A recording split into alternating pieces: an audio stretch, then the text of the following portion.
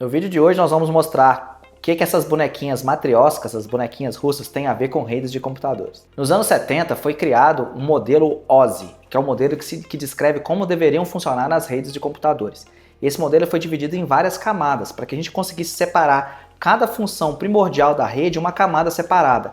E essas camadas empilhadas fariam com que os dados que saíssem de um computador, de um dispositivo, chegassem até o outro para que aquela comunicação fim a fim pudesse acontecer. Então, esse modelo foi exatamente o que permitiu a criação da internet e a evolução de tudo isso, porque quando a gente fala, por exemplo, de redes de computadores, todo técnico, toda pessoa que estudou sobre isso, ela vai poder falar sobre essa questão do modelo OSI. Na verdade, se a gente analisar as redes TCP, elas foram criadas, que a rede que a gente usa hoje, ela foi criada mais ou menos na mesma época que o modelo OSI. Só que exatamente a gente consegue enxergar aonde que as coisas da rede TCP existem em cima do modelo OSI. E como a gente consegue entender essa base teórica, a gente consegue criar a infinidade de serviços que existem na internet. É exatamente esse modelo de camadas que permitiram que a rede internet fosse criada tantas aplicações em cima dela. A gente pensar que a mesma fundação, que é coisa que existe há 40, 50 anos, são os mesmos recursos, as mesmas técnicas que permitiram a gente chegar hoje com um smartphone que eu vou conseguir ver esse vídeo no YouTube, por exemplo. Na descrição do modelo OSI existem 7 camadas, mas nós vamos falar aqui sobre as 5 camadas principais para que a gente consiga enxergar como que tudo isso funciona. E por que é importante a gente falar sobre as camadas? É exatamente a gente entender que essas coisas são desacopladas, ou seja, a camada ela depende da camada que está acima dela e da camada que está abaixo. Mas, por exemplo, alguma coisa da última camada, ela não precisa se preocupar em nada com o que acontece lá nas camadas mais baixas, né? Nas camadas de enlace, nas camadas da rede, as camadas mais físicas. A gente vai enxergar isso, que quanto menor as camadas, mais coisas físicas nós estamos falando, e quando a gente está falando nas camadas mais altas, são mais coisas mais próximas do usuário. Então, a camada 1, por exemplo, é a mais física e a camada 7 é a mais próxima do usuário. Então, a gente enxergar que a camada 7, ela só tem a fé que tudo que acontece lá na camada 1, ela vai acontecer a contento. Ou seja, se existe a comunicação da camada 7 com a camada 7, significa que todas as outras camadas estão funcionando como elas deveriam. Então, para a gente representar aqui do que a gente vai falar, nós vamos falar o seguinte: imagina que essa bonequinha aqui, que vai representar o vídeo que a gente está vendo aqui no YouTube, né? Em cada camada vai servir para poder encapsular, ou seja, para pegar esse vídeo do YouTube e ele vai colocar dentro dessas outras camadas para que esses dados possam trafegar pela internet, pela rede mundial de computadores, para sair, por exemplo, o vídeo sair dos servidores do Google e chegarem até o meu telefone, por exemplo, para que eu consiga ver esse vídeo como vocês estão vendo ele aí agora. Comecemos então com a bonequinha completa. Então isso aqui a gente vai falar que é a camada de enlace. Então que é uma rede, por exemplo, a rede mais comumente utilizada hoje é a rede padrão Ethernet, né? A Ethernet então é uma camada, está atuando ali na camada 2, que é a camada de enlace. A gente pensasse, por exemplo, falasse um pouco sobre a camada 1, que é a camada física. Então imagina, seria exatamente os fios que ligam, ou por exemplo, a radiação eletromagnética, quando a gente está falando de uma rede sem fio, essa seria a camada 1. Ela a gente não vai precisar de falar sobre ela nesse vídeo, acho que entrar em muito detalhe técnico, muito detalhe, muito físico, acho que é desnecessário. Então nós já vamos começar direto na camada 2, que é a camada Ethernet. No passado existiam outros protocolos que a gente utilizava nessa camada de enlace, que é a segunda camada, né? Acontece que a rede padrão Ethernet ela é tão versátil que ela acabou sumindo com todas essas. Eu comecei a trabalhar com a internet lá em 1997, o protocolo de enlace que era utilizado era outro. A gente usava a internet através de ligações telefônicas. Então, a camada física, a camada de enlace não tinha nada a ver com redes Ethernet.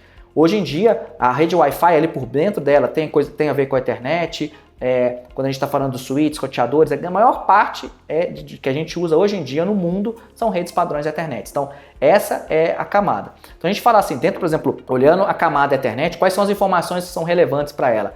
Por exemplo, são o MAC de origem e o MAC de destino. Tipo, o MAC de origem e o MAC de destino é o endereço físico do elemento que está mandando aquela mensagem e o endereço físico de para quem ele está mandando aquela mensagem. Então, por exemplo, o meu smartphone ele tem um endereço MAC. Eu quero me comunicar, por exemplo, ver esse vídeo do YouTube, eu não preciso saber, por exemplo, aonde está fisicamente o servidor do YouTube. Eu preciso saber onde está o roteador. Então, a camada do enlace vai se preocupar com isso. É comunicação naquela rede local. Então, basicamente, é isso que a gente precisa saber. Comunicação na rede local. Existem alguns tipos de mensagens, né? Que são mensagens, por exemplo, do tipo unicast, que é quando, por exemplo, uma mensagem que vai sair do meu smartphone e vai para o meu roteador, é uma mensagem do tipo unicast. Mas, por exemplo, você pode pensar como que o meu smartphone vai saber para qual endereço que ele vai mandar? Então existe, por exemplo, uma mensagem do tipo broadcast, por exemplo, eu preciso saber com qual equipamento que eu vou falar, eu não sei quem ele é. Eu vou perguntar para a rede inteira, gente, onde está o roteador? Então é uma mensagem que eu vou mandar, todos os equipamentos da rede vão receber. E o roteador vai responder para mim, manda para mim que eu vou te levar para a internet. Então essa é a ideia dessa camada de enlace, é o que vai permitir. Então ela vai ter o campo lá que vai ter o MAC de origem, o MAC de destino e um campo que vai informar qual é a bonequinha de dentro, qual que é a próxima camada, qual que é o tipo da próxima camada, né? Porque a próxima camada poderia ser esse, que chama ARP, que é o protocolo que vai fazer essa resolução dos endereços de rede, né? Então assim, por exemplo, um tipo dessas mensagens de Ethernet que a gente vai mandar chama ARP, que é um protocolo que vai resolver isso, vai fazer um mapeamento entre um endereço IP e um MAC address. Então é uma mensagem de um tipo específica. Quando a gente está usando, por exemplo, endereços IPv4, é um tipo de mensagem diferente. Quando a gente está usando IPv6, é um tipo de conteúdo da próxima boneca, é uma boneca diferente. Então aqui nesse exemplo nós estamos falando de redes IPv4, né? Então dentro, por exemplo, dessa boneca ele vai ter lá como se fosse uma etiqueta aqui atrás dela falando, olha, o meu endereço é tal, estou mandando a mensagem para o endereço tal e a próxima boneca é uma boneca do tipo IPv4. Então, essa camada de rede, ela é a camada que vai ser responsável por fazer essa mensagem, fazer o que está aqui para dentro dela, as bonequinhas que estão aqui dentro, que elas vão passando entre várias redes até chegar ao seu destino final. Então, dentro dessa boneca, o que vai ser os campos que vai ter dentro dela aqui? Vai ter, por exemplo, um endereço IP de origem, um endereço IP de destino, qual que é, por exemplo, o tipo da próxima boneca. Veja assim, ela se preocupa com a boneca que está dentro dela. A boneca que está antes dela, né, na camada 1, não precisa saber. Ela tem que preocupar somente com o conteúdo dela. Ela não tem que preocupar qual é a boneca que está por fora. Ela só preocupa com as mensagens que ela vai mandar, que são as bonecas que estão dentro dela. Então, ela vai, por exemplo, essa mensagem aqui, essa boneca, ela vai ter, por exemplo, o endereço IP de origem, endereço IP de destino, qual que é o tipo da próxima boneca, e vai ter mais alguns campos, como por exemplo, a gente falou naquele vídeo do Trace Route, é nessa boneca que vai estar marcando aqui qual que é o TTL dela, ou seja, por quantos lugares, por exemplo, quantas bonecas de fora. Você imagina o seguinte, quando a gente está falando de redes Ethernet, passou pelo meu roteador, ele vai abrir isso daqui e vai ter uma outra boneca que vai colocar ela aqui dentro. Ou seja, cada rede que ela vai passando na camada de enlace vai trocando a boneca, né? Então, vai ter, por exemplo, o TTL, que é aquele campo assim, que diz e por quantas redes diferentes ele já passou. Então, a camada de rede é que vai ser responsável por fazer esses pacotes, né? Que a internet é uma rede de pacotes, vai fazer esses pacotes chegarem até o destino. Então vamos abrir agora a próxima boneca. Essa próxima boneca seria a camada 4 do modelo OSI, a camada de transporte. Então ela, por exemplo, dentro do protocolo TCP/IP, dessa família de protocolos que a gente fala, existe um protocolo que se chama TCP, que é o mais utilizado, inclusive por isso que a gente apelida essa família de protocolos de TCP/IP, mas existem outros protocolos que são utilizados para o transporte, como por exemplo existe o TCP e existe o UDP, que são os dois mais comuns. Quais seriam, por exemplo, as diferenças entre o TCP e o UDP? O TCP, ele é um protocolo que garante a comunicação fim a fim. Então, toda mensagem que eu mando, ele se certifica que o outro lado recebeu aquela mensagem. Tipo, se eu mandar essa bonequinha lá para outra ponta, o outro lado vai falar, olha, eu recebi essa bonequinha que tinha o endereço IP de origem tal, endereço de destino tal, porta tal, etc, etc. Então ele garante que ele recebeu. A gente até brinca quando a gente está falando do protocolo TCP, que para estabelecer a comunicação, parece mineiro conversando. Porque ele manda um pacote para iniciar a conexão, depois o receptor manda uma mensagem para confirmar que ele quer estabelecer a conexão, depois tem uma confirmação que ok, os dois lados estão sincronizados, eles podem começar. Então é igual o mineiro falando, bom também. E aí continua a conversa. Então, o que mais que tem, por exemplo, de diferente entre o TCP e o UDP? O UDP já é um protocolo que ele não garante que a mensagem é fim a fim. Ou seja, eu consigo fazer mensagens unidirecionais. Por exemplo, imagina só que eu estou vendo um vídeo online, um stream online. Às vezes eu não preciso de ter a garantia que aquelas mensagens estão chegando do outro lado. Eu simplesmente vou mandando as imagens, né, na esperança que o outro lado esteja vendo. Não tem garantia nenhuma que ele vai receber aquilo lá. Tem alguns tipos de mensagem, então, que não preciso de ter a confirmação. A própria resposta já é a confirmação. A gente já fez um vídeo aqui no canal também sobre DNS. Então, DNS, quando eu quero saber onde está www.openx.com.br, eu mando uma pergunta. A resposta, eu já sei o seguinte, se ele respondeu é porque ele estava ativo, a resposta já vai ter. Não é necessário, igual o TCP, de ter toda aquela comunicação inicial, aquele sincronismo, para depois eu ter uma resposta. Então, Um protocolo como, por exemplo, o DNS, ele é UDP exatamente porque a resposta já é a confirmação que existe uma comunicação. O que são as informações, por exemplo, que vão ter dentro de uma bonequinha TCP, que é essa que a gente está falando? Ela vai ter, por exemplo, o número da porta de origem, o número da porta de destino e alguns outros campos que vão representar mais algumas coisas relativas àquela conexão em si. E o que é essa questão de portas? Você imagina, quando eu vou ver um vídeo, carregar uma imagem no Instagram, ou ver, por exemplo, um vídeo no YouTube, às vezes cada elemento daquela lá, cada thumbnail que vai aparecer para mim, cada comentário, cada um daqueles elementos, muitas vezes vão ser conexões diferentes. Você imagina se ele tivesse que fazer uma conexão, a esperar carregar uma thumb, para depois fazer outra conexão, a navegação ia ser terrível. Então, como eu consigo fazer várias conexões simultâneas, para eu conseguir diferenciar aqui, olha, essa imagem que está vindo aqui essa a primeira thumb, essa aqui é a segunda thumb, ele precisa ter uma identificação. E esse número da porta é exatamente o que vai permitir o equipamento identificar, olha, eu abri várias conexões simultâneas. Qual pacote é de qual conexão para a gente conseguir depois remontar os dados e conseguir fazer sentido. Seguindo então, vamos abrir a da boneca TCP para ver o que tem dentro dela. Dentro da boneca TCP, por exemplo, eu vou ter agora posso ter vários protocolos. Por exemplo, quando a gente vai mandar um e-mail, eu uso um protocolo que se chama SMTP. Quando eu vou receber o e-mail, eu posso usar mais de um tipo de protocolo. Por exemplo, existe um protocolo que se chama POP3, existe um protocolo que se chama IMAP, inclusive existe, e a gente usa bastante desde que apareceu o Gmail há mais de 20 anos, o Gmail que usa um protocolo que se chama HTTP. O HTTP é o protocolo que permitiu a explosão do crescimento da internet. Então, assim, o HTTP foi criado lá no início dos anos 90 e exatamente ele que permitiu que as informações fossem indexadas e acessíveis mais facilmente. O HTTP ali é de Hypertext, que é um texto que tem os links. Então eu clico no link, eu vou abrindo informação. A gente vai naquele negócio que é uma rede praticamente infinita hoje. A gente vai clicando nos itens, ele vai levando a outros conteúdos, outros conteúdos, outros conteúdos.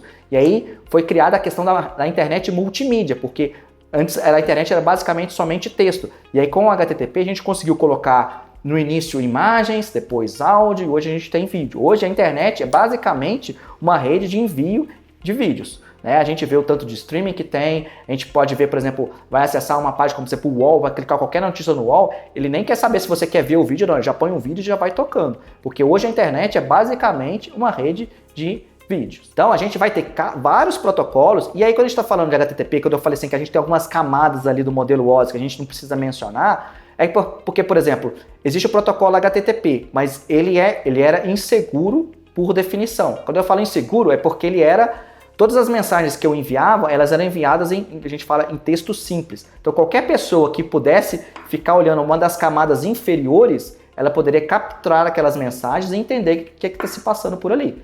Então percebeu-se que isso era uma violação na questão de privacidade, questão de segurança. Imagina só se eu mandasse a senha do banco e eles colocassem lá qual que é minha agência, minha conta e minha senha do banco, e qualquer pessoa que tivesse acesso a qualquer uma das camadas inferiores pudesse ver exatamente qual que era aqueles dados. Seria muito inseguro. Então, uma dessas camadas que a gente está omitindo nesse vídeo é exatamente uma camada de segurança, por exemplo, que a gente pode ter uma camada que é, por exemplo, o SSL, que é a parte do HTTP que acrescenta essa segurança, que ele vai trocar uma chave para poder criptografar, para poder cifrar todas aquelas mensagens. Então, quando eu, por exemplo, estou mandando mensagens para o banco, somente eu e o banco que vamos conseguir saber o que está se passando ali. Quando eu for mandar a senha, por exemplo, a mensagem vai ser segura e quem está no meio do caminho não vai poder ver absolutamente nada. Por fim, vamos abrir então aqui a última boneca do HTTP, que vai ter a boneca que é exatamente esse vídeo que você está vendo. É lógico que a gente vai falar, por exemplo, essa boneca é o vídeo? Não, porque o vídeo é um arquivo muito grande, então ele vai precisar muitas vezes ser fatiado, aquela informação ser fatiada em pequenos pacotinhos. Né? Então aqueles pacotinhos que eu vou pegar, aqueles vários pacotes, vou colocando ele em várias bonecas, mandando ele pelas redes, pelas camadas de enlace, de rede, aplicação, etc, até ele chegar lá no destino final e a pessoa, por exemplo, a aplicação, o seu celular, o seu computador, possa juntar tudo aquilo e transformar num vídeo que você está vendo aí agora. Outra coisa legal, que foi exatamente o que me motivou a fazer esse vídeo usando essa questão das matrióscas, é que ela mostra, por exemplo, o seguinte, que cada vez que a gente troca de camada, a gente está acrescentando alguma coisa na informação. Então, por exemplo, aqui era o vídeo, mas eu não vou precisar de transmitir esse vídeo, usar um protocolo como, por exemplo, o HTTP. Então, automaticamente, eu estou adicionando dados naquele pacote. Então, assim, não é só o vídeo mais, é o vídeo mais o cabeçalho TCP. Então uma das coisas que me motivou a fazer o vídeo usando essas bonecas, que foi uma sacada que eu tive que eu achei bem legal, é que mostra pra gente que cada vez que a gente troca de camada, ele acrescenta os dados do cabeçalho de cada camada. Então quando eu estou mandando esse vídeo, por exemplo, quando eu coloco ele na próxima boneca, veja que o vídeo está ficando, os pacotes estão ficando maiores. Porque agora não é só mais os dados do vídeo, é o vídeo mais o cabeçalho HTTP.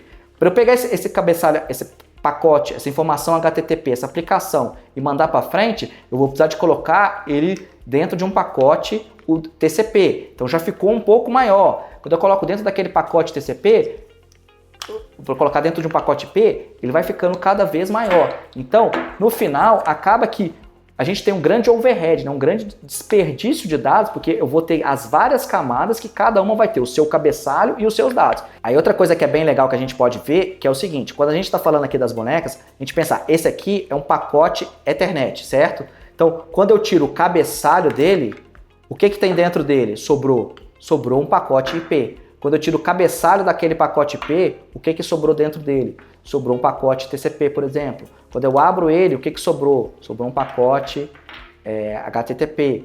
Quando eu abro ele, por exemplo, eu vou ter lá os dados, que é exatamente o vídeo que eu queria ver. Então, pessoal, já tinham pensado que boneca matriótica tem a ver com redes de computadores, modelo WOS, todas as coisas que foram criadas lá há quase 50 anos? Espero que esse vídeo tenha sido muito útil, muito interessante. Foi uma brincadeira que a gente está fazendo aqui com as bonecas, mas eu acho que esse tipo de analogia ajuda a gente a entender como as coisas realmente funcionam. Quando a gente está dando as aulas aqui no treinamento, e foi aí que eu tive essa sacada da boneca, é mostrar para as pessoas que cada vez, cada protocolo tem que preocupar somente com ele, e informar o que está dentro dele. Toda vez que a gente está passando de um protocolo para o outro, acaba que você está colocando mais informações, e colocando mais informações eu gero mais overhead. Então, pensar que é o seguinte, o payload, a carga do pacote Ethernet é um pacote IP, a carga de um pacote IP vai ser um pacote TCP, e assim sucessivamente até que a gente varre todas aquelas camadas e chega lá nos dados, na aplicação de fato que o usuário quer acessar. E é exatamente a gente fazer essa separação, essa abstração, separar tudo isso em camadas é que permite que a internet